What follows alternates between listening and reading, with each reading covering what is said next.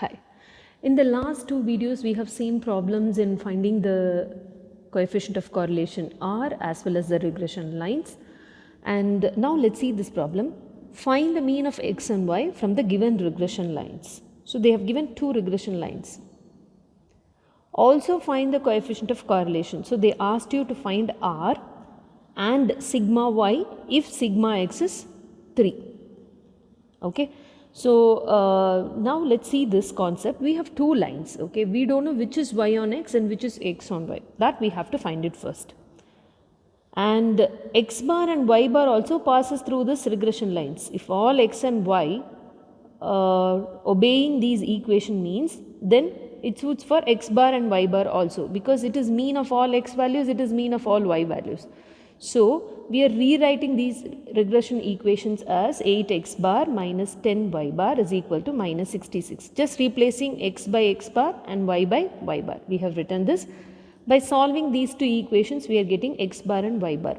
No need to solve it in a proper analytical way. You can just use a calculator and find x bar, y bar directly. Now after finding this x bar and y bar, we are going to use this formula. R is equal to plus or minus square root of coefficient of x into coefficient of y. Now the problem is, from which equation I have to take y, from which equation I have to take x. For example, from the first equation we have taken y. Okay, so I will tell you how to check this. Minus 10y is equal to, the first equation is 8x minus 10y is equal to minus 66. So minus 10y is equal to minus 66 minus 8x. Okay, therefore y is equal to minus 66 by minus 10, 6.6 plus minus 8 by minus 10. So it will become plus 0.8x. So once you have taken y from this, you check the coefficient of x. If it is too big, then what you have done is wrong. You have to find x from this equation. As simple as that. So now we are checking this value 0.8. Always the regression, the correlation value lies between minus 1 and plus 1. So this regression coefficient should be small enough to match those. Okay, so we got 0.8. It means what we have done is correct. So from the first equation we have taken y. Now from the second equation, obviously you have to take x. 40x is equal to 214 plus 18y, because we have got 40x minus 18y is equal to 214 minus 18y. If it goes to the other side, it will become plus 18y. And don't forget to divide by this coefficient. So 214 by 40, this no need to even calculate. Let it be there in fraction as it is. We are least bothered about it. Plus 18 by 40 y. 18 by 40, what we have got? 0.45. So this is also small. Coefficient of y, the value that lies along with y. This is 0.45. So it means your answer is correct. In case, what will happen if you do by mistake? You have started the problem and you have taken directly from this equation, you have taken y on x. Okay, so 18y is equal to 40x minus 214. You will get this. Therefore, y is equal to 40 by 18. So if you calculate this value, this will be 2 point something. 2 point something x. This is too huge. So it means from the second equation, I have to take only x on y. So it's just trial and error. So once you write this line, you will know whether you are right or wrong. So if in case if it's wrong, so you just strike it and then take x on y from the second equation. So coefficient of x is 0.8.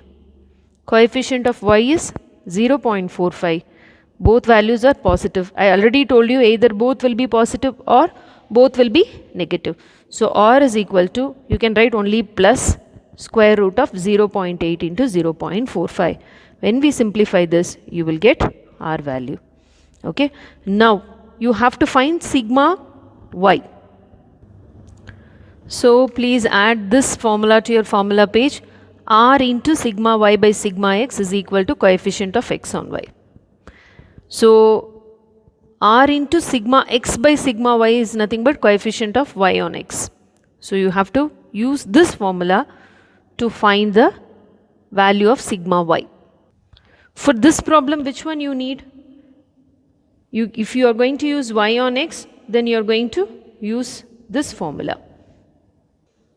You can use any one formula. So we have taken r into sigma x by sigma y is equal to coefficient of y on x, and this value coefficient of y is nothing but 0.45, and then sigma x is given. This is the only unknown value. So push this sigma y to the other side, bring this 0.45 down. So this is your required solution. Use the calculator, find out the value, and we got sigma y as 4. Okay, we've got another similar problem that is same as the previous one. If you want, you can try it on your own. Yeah, see this, compute x bar and y bar from the given regression line. This is very easy. Wherever x is there, I will change it to x bar. Wherever y is there, I'll change it to y bar, and then I'll get two equations, and if I solve those two equations using calculator, you will be getting the x bar and y bar values. This is done. Now as I told you, you have to check the coefficient of x and coefficient of y, correct?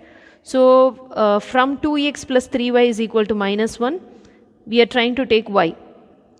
So 3y is equal to, push this minus 2x to the other side, you are solving it and you are getting minus 0.333, minus 0.666x, okay? So this is a very small value, looks like it is fine, what we have done is correct. Okay, now you check the second equation, x plus 6y is equal to 4, x is equal to 4 minus 6y. So if you see the coefficient of y, it is too huge, right? Minus 6. Always the value lies between plus 1 and minus 1, right? So when we solve this, it looks fine, 0.66x. So this is small, it lies between minus 1 and plus 1. But this is minus 6. If I take square root of coefficient of x into coefficient of y, that is square root of minus 0.666 into minus 6. If I take this value, see what we are getting? Minus 1.998. So by seeing this itself, we know, correct, this is wrong, but still I am just telling you, in exam, in case if you take the other way around, what will happen? That's it. And since both the values are minus, we have written minus. This minus is not a problem for me, but 1.9 is a problem because our value lies between minus 1 and 1. So we are going to change the decision. So from 2x plus 3y plus 1 is equal to 0, from that equation, I am going to take x on y.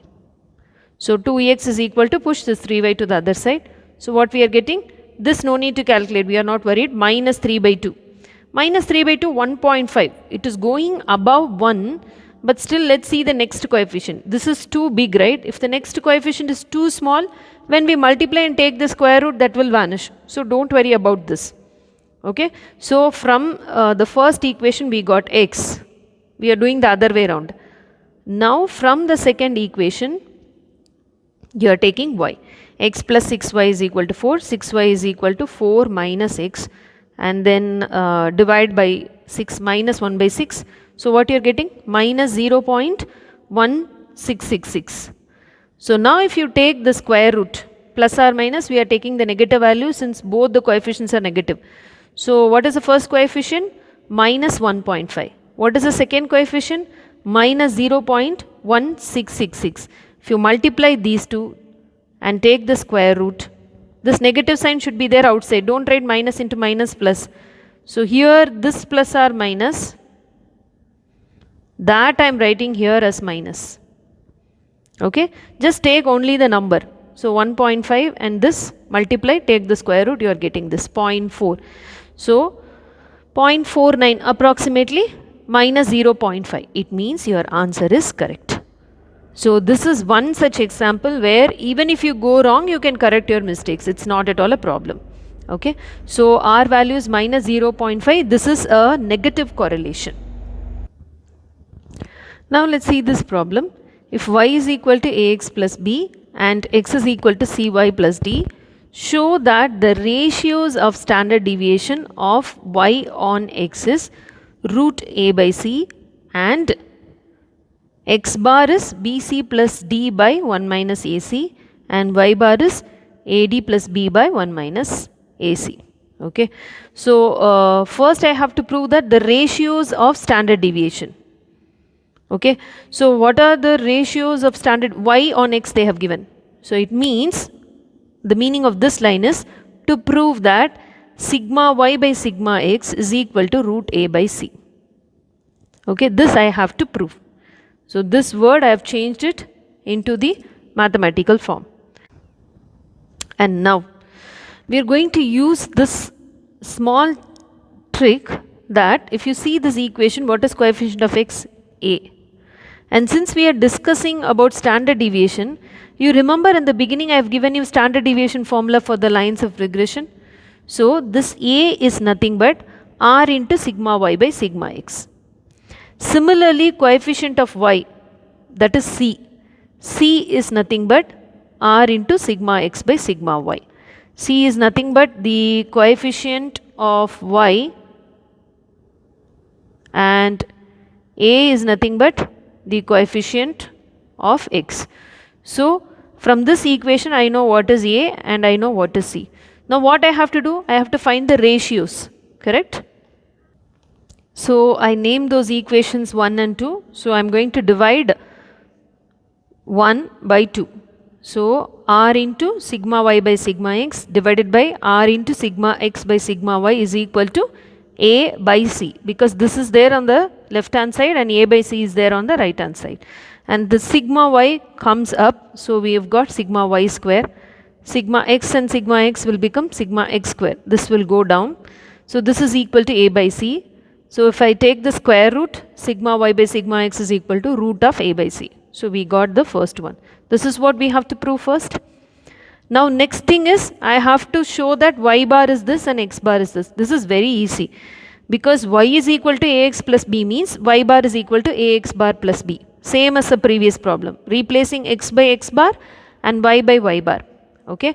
So from this equation, I am just taking x bar and I am going to replace by this value, because x bar is c y bar plus d. This I am going to substitute in this equation, first equation. So y bar is equal to a into, instead of x bar what I will write? c y bar plus d plus b. So now we are just going to multiply by a c y bar we will get, a d we will get plus b. Then bring this y bar to the other side, we are just grouping it. Okay, so y bar minus ac y bar is equal to ad plus b. Now we are going to take y bar common. If you take y bar common, what you will get? 1 minus ac is equal to ad plus b. Therefore y bar is equal to ad plus b by 1 minus ac. So we got this. Same way, in the second equation, x bar is equal to c y bar plus d, right? In the place of y bar, I am going to substitute. So we are going to replace y bar by ax bar plus b in the second equation. So what you will get? X bar is equal to c into, in the place of y bar I am going to write the whole thing, ax bar plus b plus d. Multiply this cax bar plus cb plus d. Bring the cax bar to the other side.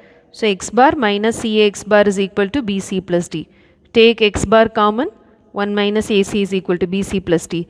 Therefore x bar is equal to bc plus d by 1 minus ac. Okay, so whatever we have seen today is nothing but the problems based on finding x bar, y bar and standard deviation. So apart from the regular problem, that is finding the correlation coefficient as well as regression line, any one problem of this type will come in the option. In the next video, let us see the proof for tan theta is equal to sigma x into sigma y divided by sigma x square plus sigma y square into 1 minus r square by r. That is nothing but, this theta is nothing but the angle between the regression lines. So the proof is there in your syllabus, and that's a repeated university question, as well as problems based on this proof also. We'll see in the next video. Thank you.